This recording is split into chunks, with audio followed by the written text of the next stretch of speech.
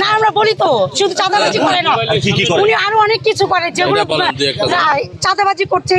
Event রিক্সাওয়ালাদের কাছ থেকে উনি চাঁদাবাজি করছেন এবং যারা ভিক্ষুককেও চাঁদাবাজি করছে।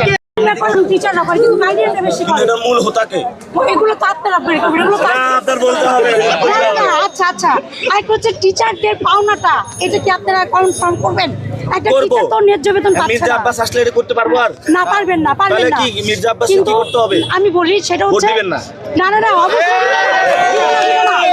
আমার কথাটা একটু শুনতে হবে আপনাকে। আজকে পেয়েছে আর পাবো না।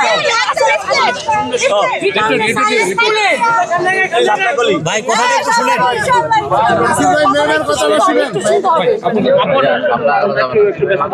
আজকে না বলতে পারলে আর বলতে পারবো না।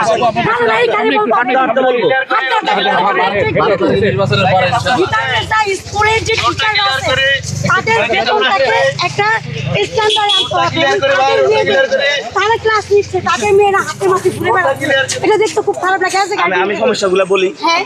একটা লাইব্রেরি লাগবে, একটা লাইব্রেরি লাগবে, হ্যাঁ পাঞ্চিং সিস্টেম লাগবে। তারপরে মেয়েদের যে আমরা বিনামূল্যে যে আপনার স্যানিটারি ন্যাপকিন এটা আছে, এটা স্কুলে আছে, এটা আরো স্থাপন করতে হবে। আচ্ছা, তারপরে সামনে যেটা লাগবে আমি শেষ করি না। আচ্ছা ঠিক আছে, সামনে যে ছাউনিগুলো আছে অভিভাবকদের বসার জায়গা না, এটা করতে হবে না আরো। তারপর ওখানে জ্যাম পড়ে না, জ্যামগুলো ঠিক করতে হবে। কিন্তু ওগুলোর চেয়ে বেশি জরুরি হচ্ছে প্রত্যেকটা টিচারের বেতনটাকে একটু স্ট্যান্ডার্ডে আনা, এবং তারা যখন ক্লাস নেয় বাচ্চাগুলো এখানে সেখানে ঘুরে বেড়ায়, সেই বাচ্চাদের একটা ওয়েটিং রুম লাগবে, একটা স্ট্যান্ডার্ড এবং আধুনিক লাইব্রেরি লাগবে, পাঞ্চিং সিস্টেম লাগবে। ইনশাআল্লাহ আমরা এটা করব, ইনশাআল্লাহ আশা করতে পারি। আপনারা তো ভোট দিবেন 100%। আমার ফ্যামিলিতে 30-35টা ভোট আছে। আচ্ছা শুনেন,